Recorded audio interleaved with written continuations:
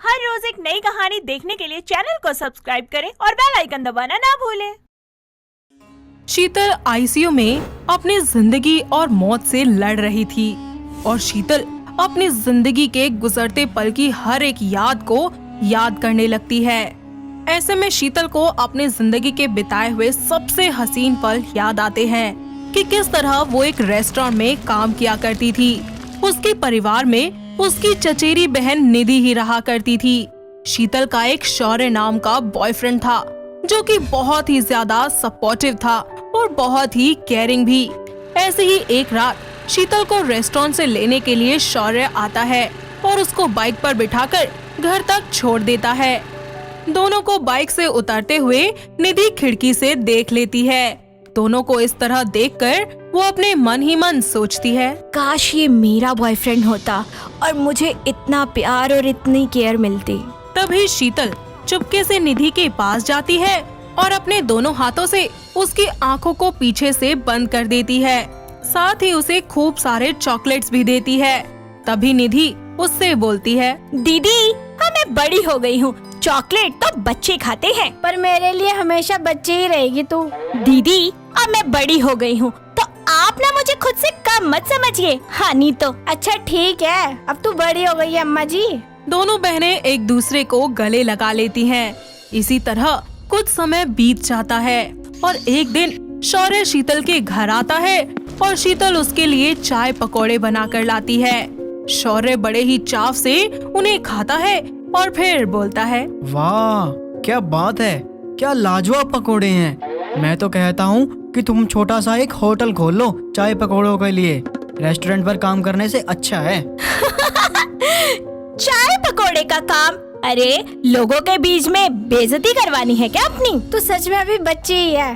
अरे कोई भी काम छोटा या बड़ा नहीं होता, छोटी बड़ी तो इंसान की सोच होती है। हाँ निधि, तुम्हारी दीदी सही बोल रही हैं। तुम अभी डोरेमोन देखो। शीतल और शौर्य निधि पर हंसने लगते हैं और कुछ दिनों के बाद शौर्य और शीतल एक दूसरे से शादी कर लेते हैं। शादी के बाद निधि अकेली ना रह जाए इसीलिए शीतल उसे भी अपने साथ अपने ससुराल ले जाती है। ससुराल में शीतल की सास अमिता भी रहा करती थी जो कि स्वभाव से बहुत ही ज्यादा गुस्सैल किस्म की औरत थी। शादी के अगले दिन अमिता शीतल से कहती है, अरे और नास पीटी करम जली, अपने साथ साथ अपनी उस मुफ्त में बहन को लाना जरूरी था क्या? उसका खर्चा कौन उठाएगा? माँ जी, जब तक उसकी बड़ी बहन है ना तब तक आपको उसके खर्चों के बारे में सोचना नहीं पड़ेगा। माँ पापा और चाचा चाची के जाने के बाद मैंने अकेले ही उसको पाला है तो आगे भी मैं ही देख लूंगी। अरे जबान तो तेज छुरी की तरह चलते हैं तेरे। जब इतना बड़ा भाषण दे ही दिया है तो कुछ करके भी दिखाओ। बोलने को तो देश के नेता पता नहीं क्या क्या भाषण दे जाते हैं पर करते तो कुछ नहीं है। माँ जी आप चिंता मत करिए, जो होगा आपके सामने ही होगा। शीतल और अमिता की बहस होती रहती है और अगले ही दिन शौर्य की मदद से शीतल एक छोटा सा चाय और पकोड़े का होटल खोल लेती है। धीरे धीरे शीतल के होटल में लोगों की भीड़ जमा होने लगती है। वो दिन दोगुनी रात चौगुनी तरक्की करती है जिससे निधि और अमिता दोनों ही शीतल से जलती है। ऐसे ही एक दिन शीतल अपने होटल पर होती है। तभी निधि अमिता के कमरे में जाती है और उसके सर पर मालिश करना शुरू कर देती है। ऐसे में अमिता उससे बोलती है, वाह क्या संस्कार है तेरे। एक बहन बदतमीज और दूसरी बहन इतनी संस्कारी। काश कि तू मेरी बहू होती बेटा, तब तो मेरा जीवन धन्य हो जाता। तो आप कर लीजिए अपना जीवन धन्य। जो काम पहले नहीं हुआ वो अब भी तो हो सकता है। अरे मतलब क्या है तेरा? मतलब ये कि मैं शौर्य से बहुत प्यार करती हूँ और मैं शौर्य और शीतल को एक साथ बिल्कुल बर्दाश्त नहीं कर सकती। तो क्यों ना मैं शीतल को अपने रास्ते से ही हटा दूं ताकि आपको आपके पसंद की बहू मिल जाए और मुझे मेरा प्यार मेरे पति के रूप में मिल जाए। बात में तो दम है तेरे, मगर ये सब होगा कैसे? पकौड़ों के साथ साथ उसे भी तल दूं कढ़ाई में। वाह कितना बड़ा सोचती है तू, बड़ी हो गई है अब तू। ऐसे ही शाम को जब शीतल होटल से वापस आती है तब तक निधि सभी के लिए रात का डिनर बना चुकी होती है। सभी को खाना परोसती है। ऐसे में शौर्य बोलता है, वाह क्या खाना बनाया है, लाजवाब। लगता है कि निधि बड़ी हो गई है अब इसके लिए लड़का देखना पड़ेगा शादी के लिए। बिल्कुल सही कह रहे हो शौर्य। अब हमारी निधि बड़ी हो चुकी है, सारी जिम्मेदारी अच्छे से संभाल लेती है। मगर मुझे अभी शादी नहीं करनी। अरे क्यों नहीं करनी? तुझे भी तो अपना घर बसाना है ना पागल। बसाना है, मगर आपके जाने के बाद। मेरा मतलब है कि जब तक मेरा कोई छोटा भांजा भांजी नहीं आ जाते ना और मैं उनके साथ खेल नहीं लेती, तब तक तो मैं शादी बिल्कुल ना करूँगी। सच में बहुत बड़ी हो गई है अब। अरे जैसी भी है निधि, मगर अपनी बहन से लाख गुना समझदार है।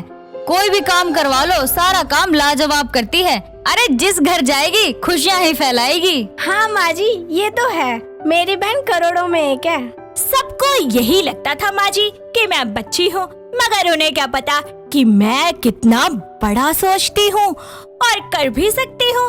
और अब तो मैं सबको इस बात का जवाब भी दे दूंगी। ऐसे ही बातों का सिलसिला चलता रहता है और एक दिन शीतल अपने होटल में सुबह 5 बजे किसी काम से जाती है और उस समय वो होटल में अकेली होती है।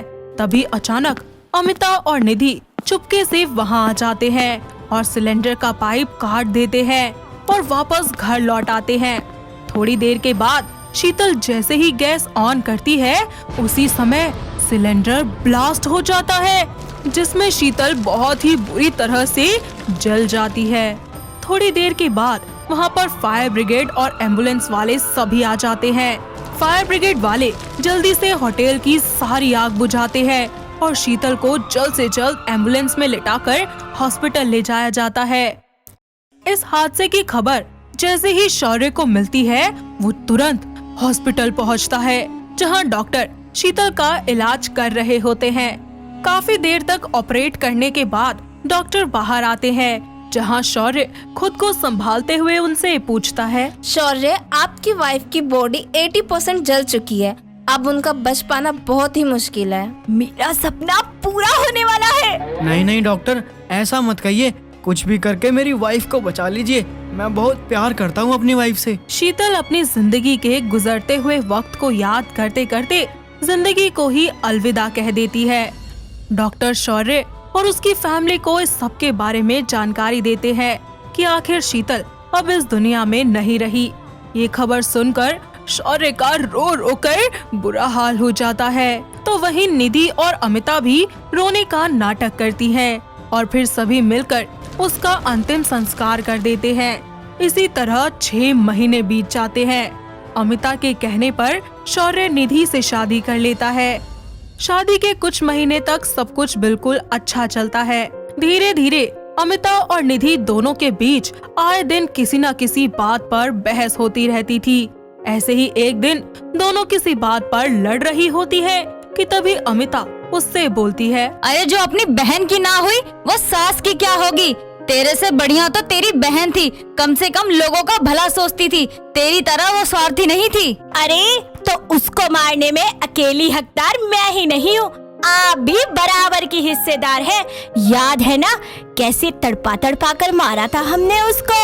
आपको तो जरा सी दया भी नहीं आई थी उस पे। उनकी ये सारी की सारी बातें शौर्य सुन लेता है और निधि को खींचकर एक जोरदार थप्पड़ लगाता है।